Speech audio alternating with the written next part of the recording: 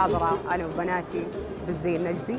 طبعاً هو يفرق عن اليوم الوطني، إن اليوم الوطني نفس الألوان المتكررة والأشياء المتكررة، لكن يوم التأسيس شفنا أشياء وحضارات جديدة يعني، وكل واحد بزيه، النجدي والحجازي الشرقي اللي هو يعني، لكن شيء جميل الحمد لله.